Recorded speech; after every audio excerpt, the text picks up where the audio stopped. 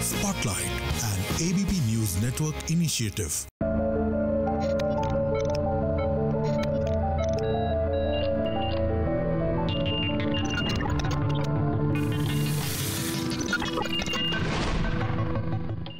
नमस्कार, माझा डॉक्टर कार्यक्रमात मी डॉक्टर महेश चिटणीस सर्व श्रोत्यांचं मनपूर्वक स्वागत करतोय.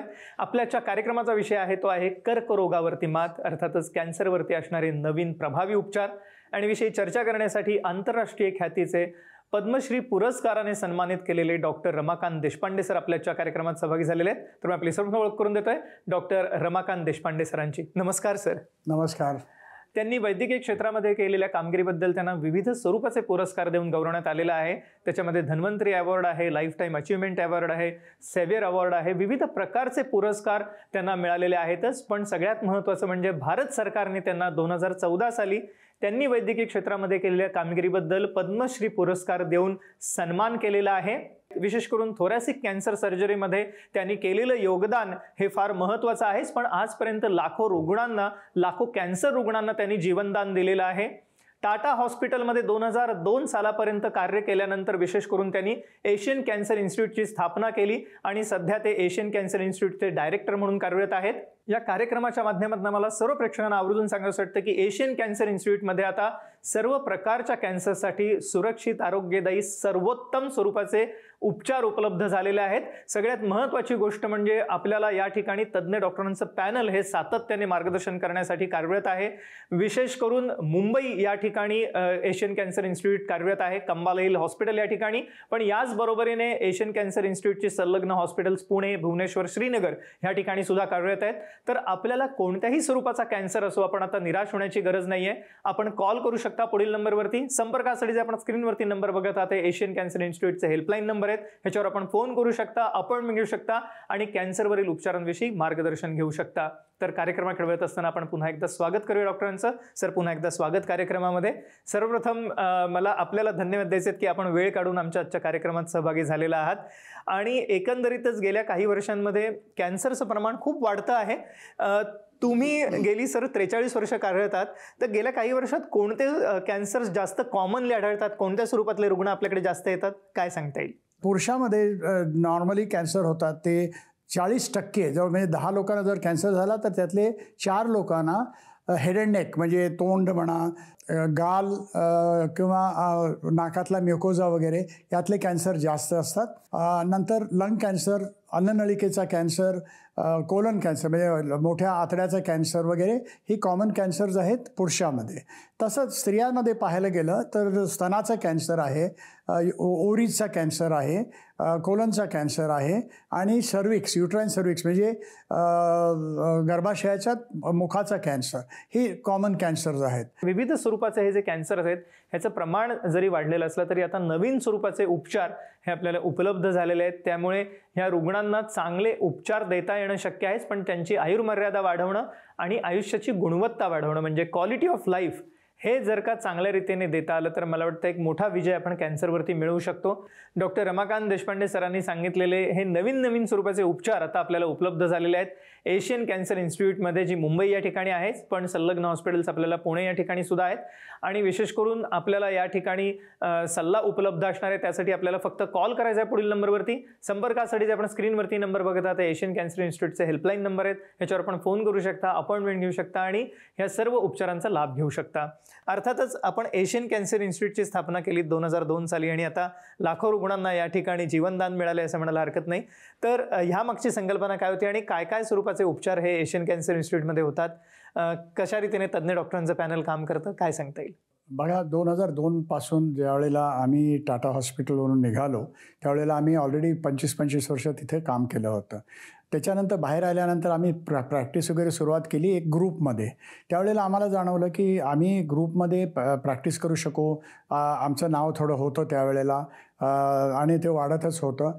तर आम्ही प्रायव्हेट पेशंटची ट्रीटमेंट करू शकत होतो, पण गरीब जे पेशंट होते त्यांचे कुठेही प्रायव्हेट इन्स्टिट्यूशनमध्ये अगदी कमी खर्चामध्ये ट्रीटमेंट करणं हे थोडं जड जायचं. म्हणजे इन्शुरन्स असेल तर ठीक होतं, इन्शुरन्स नसेल तर मग खूपशा वेळेला काय आम्ही फ्री ट्रीटमेंट करायला आम्हाला काही प्रॉब्लेम नव्हता, कारण 25 वर्ष आम्ही फ्रीमध्ये ट्रीटमेंट आमच्यातर्फे केलीच होती. फक्त पगारावर आम्ही तिथं राहत होतो टाटा हॉस्पिटलमध्ये.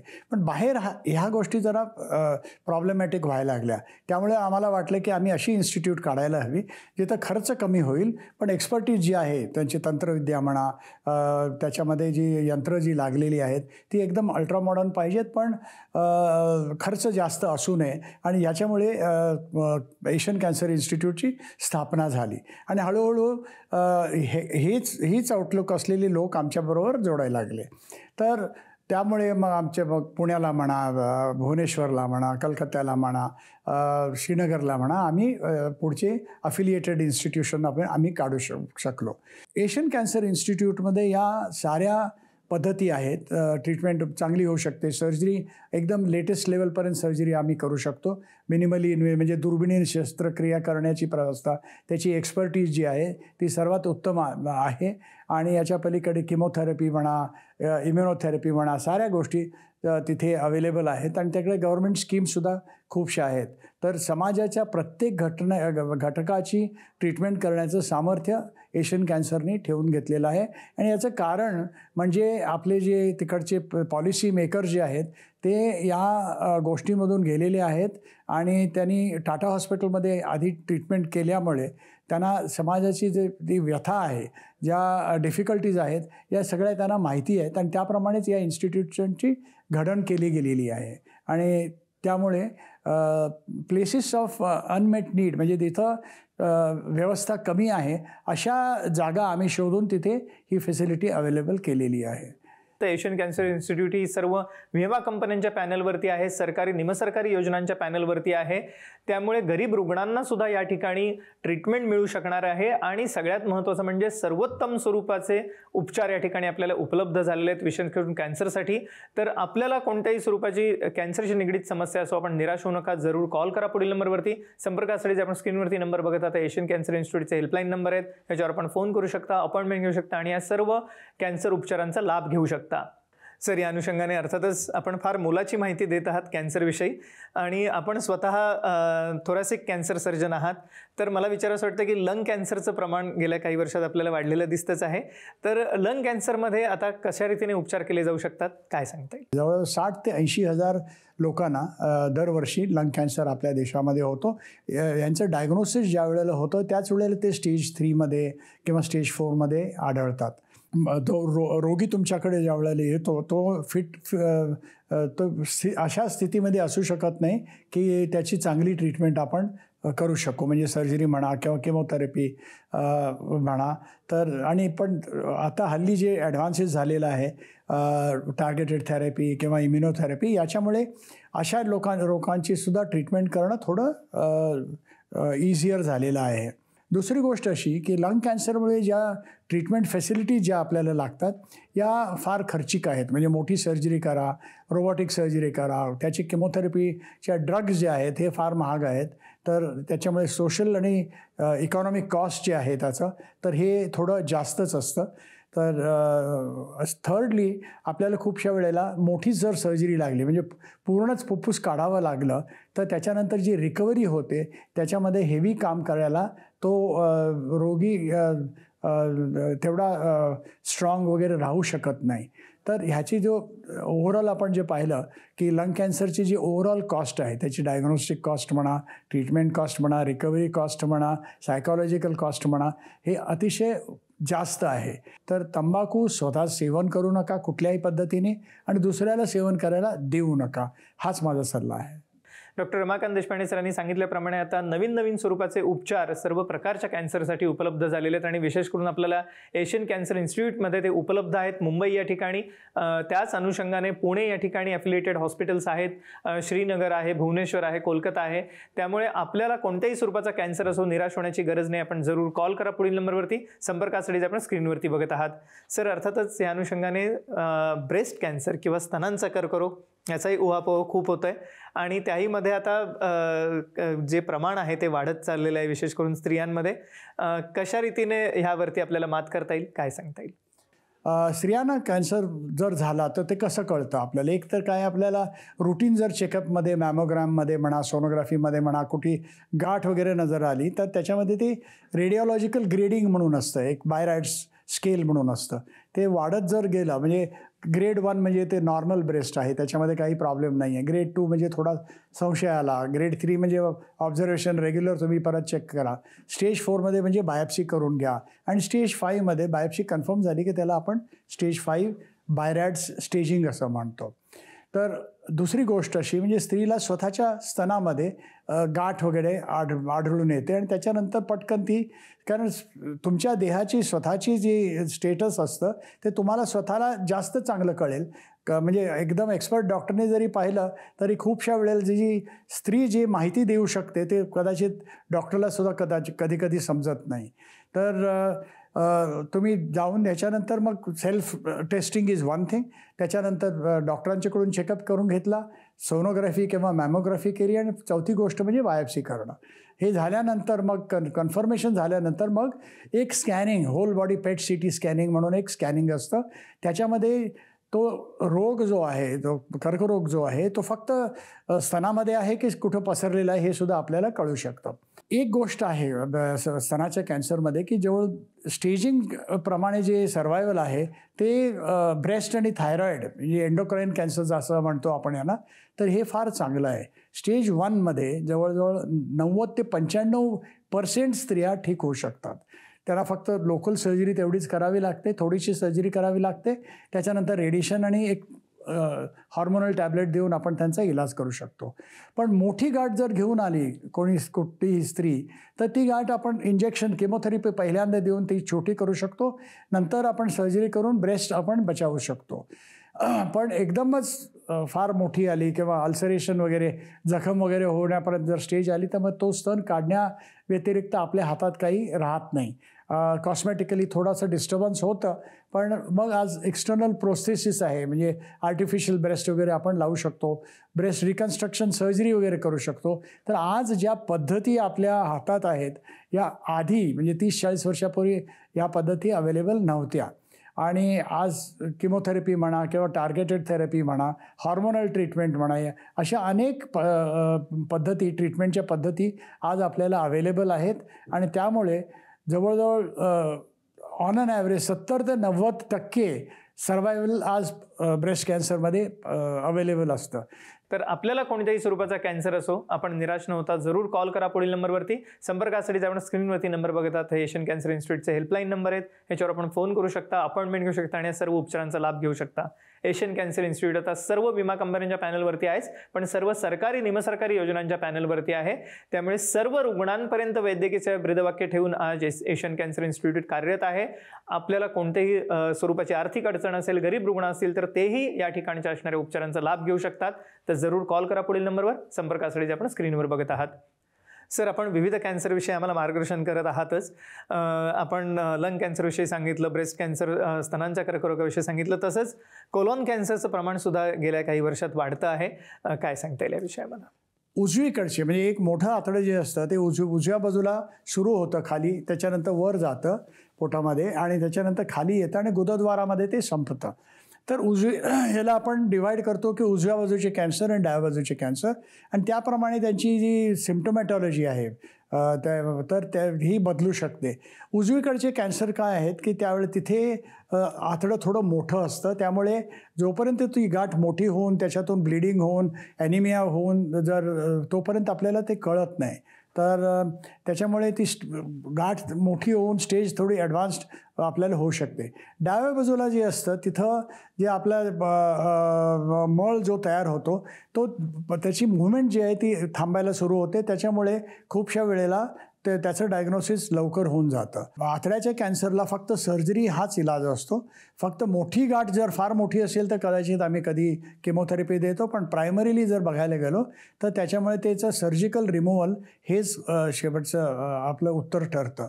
आणि ही सर्जरी आज जी आहे हे आपल्याला डायग्नोसिस कसं होतं, तर डायग्नोसिस म्हणजे माझ्या बद्धकोष्ठता ही एक गोष्ट झाली. दुसरं म्हणजे मला मळ जो येतो तो काळा काळा होऊ शकतो कारण ब्लिडिंग झालेलं असतं. ॲनिमिया होतो माणसांना, पोटात दुखू शकतं.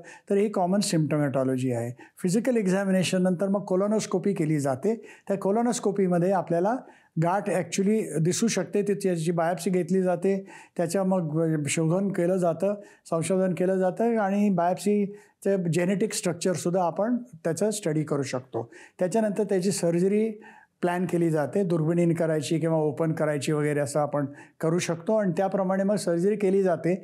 तो हिस्सा जिथं रोग झालेला आहे हा काढला जातो आणि बाकीचे नॉर्मल हिस्से जो आधीचे त्याच्या आधी आणि त्याच्यानंतरचे आपण ते जॉईन करतो. आणि आजकाल एवढं ॲडव्हान्स झालेले आहे की हे जॉईन करणंसुद्धा मशीनच्या स्टेपलरनी, म्हणजे आपण पेपर स्टेपल करतो त्याप्रमाणे स्पेशल स्टेपलर्स असतात, ते आपण स्टेपल करून नॉर्मल त्यांना करू शकतो. 8-10 दिवसात हा रोगी एकदम नॉर्मल होऊ शकतो. आणि त्याच्यानंतर मग ते आपण जे काढतो, जो हिस्सा जो काढतो, जो भाग काढतो, त्याचं पॅथॉलॉजी स्टडी केल्या जातात आणि त्याप्रमाणे मग पुढची त्याची ट्रीटमेंट केमोथेरपी किंवा टार्गेटेड थेरपी अशी आपण मग नक्की करतो. क्युअर रेटसुद्धा चांगले आहेत. जवळजवळ ऑन ॲन ॲव्हरेज 70-80% अर्ली स्टेजमध्ये कॅन्सर होऊ शकतो. स्टेज 3मध्ये सुद्धा जर पाहिलं तर 50% क्युअर होऊ शकतो. आणि सगळ्यात महत्त्वाची गोष्ट म्हणजे सर्व विमा कंपन्यांच्या पॅनलवरती आहेच एशियन कॅन्सर इन्स्टिट्यूट, पण सर्व सरकारी निमसरकारी योजनांच्या पॅनलवरती आहे. तर कोणत्याही स्वरूपाचा कॅन्सर असो, निराश न होता जरूर कॉल करा पुढील नंबरवर. संपर्कासाठी आपण स्क्रीनवरती बघत आहात. सर, ह्याच अनुषंगाने इसोफेजियल कॅन्सर किंवा अन्ननलिकेचा कॅन्सर आहे. आपण स्वतः थोरॅसिक कॅन्सर सर्जन आहात. काय नाविन्यपूर्ण उपचार आलेले आहेत ह्याच्यामध्ये, काय सांगता येईल? हे 2 प्रकारचे इथं कॅन्सर असतात. एक आहे स्क्वॅमस सेल कार्सिनोमा, म्हणजे ते जे कारणीभूत सेल्स जे असतात त्यांच्या पेशी 2 टाईपच्या असतात. ॲसिडिटी वगैरे होऊन जर कॅन्सर होत असेल तर त्याला ग्लँड्युलर कॅन्सर किंवा ॲडिनोकार्सिनोमा असं नाव दिलं जातं. तर ह्याचे सिम्पटम्स जे आहेत, म्हणजे याची लक्षणं जी आहेत, ते खायला थोडी डिफिकल्टी, म्हणजे जेवताना मला थोडा त्रास होतो, थोडं दुखतं किंवा कधीकधी आपण जे खातो ते परत येऊ शकतं, रिगर्जिटेशन ज्याला आपण म्हणतो. हळूहळू वजन कमी होत जातं आणि कधीकधी लोक एवढे 10, 20, 15 किलो असं त्यांचं वजन कमी होऊ शकतं.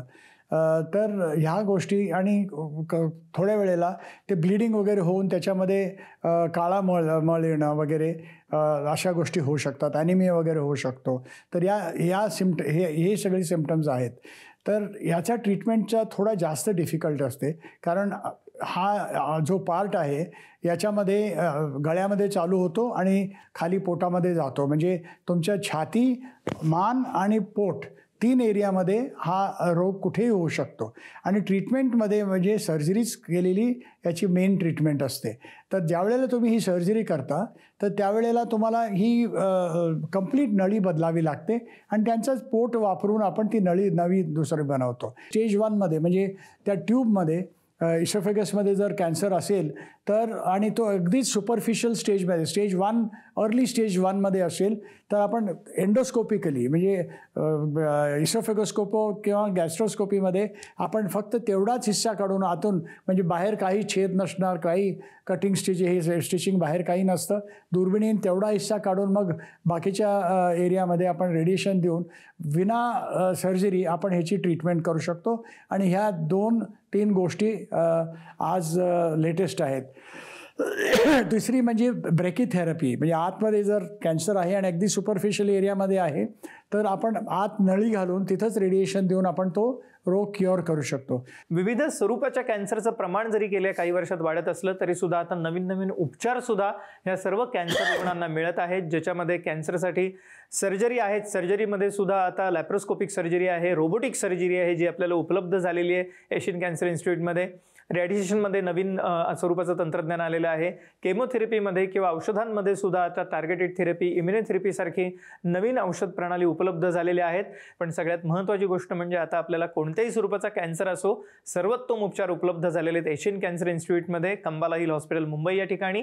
पण त्याच अनुषंगाने पुढे जाऊन पुणे या ठिकाणी ॲफिलिएटेड हॉस्पिटल आहेत, भुवनेश्वर आहे, श्रीनगर आहे, कोलकाता आहे आणि त्याहून पुढे जाऊन हे सर्व उपचार सर्वसामान्य रुग्णांसाठी उपलब्ध करून देण्यात आलेले आहेत. सर्व विमा कंपन्यांच्या पॅनलवरती एशियन कॅन्सर इन्स्टिट्यूट आहे आणि त्याच अनुषंगाने सर्व सरकारी निमसरकारी योजनांच्या पॅनलवरती आहे. त्यामुळे कोणत्याही स्वरूपाचा कॅन्सर असो, निराश न होता आपण जरूर कॉल करा पुढील नंबरवरती. संपर्कासाठी आपण स्क्रीनवरती नंबर बघत आहात, एशियन कॅन्सर इन्स्टिट्यूटचे हेल्पलाईन नंबर आहेत, ह्याच्यावर आपण फोन करू शकता, अपॉइंटमेंट घेऊ शकता आणि सर्व उपचारांचा लाभ घेऊ शकता. डॉक्टर रमाकांत देशपांडे सर आमच्या आजच्या कार्यक्रमात सहभागी झालात आणि अमूल्य मार्गदर्शन प्रश्न केलं त्याबद्दल मनपूर्वक आभार. धन्यवाद. धन्यवाद.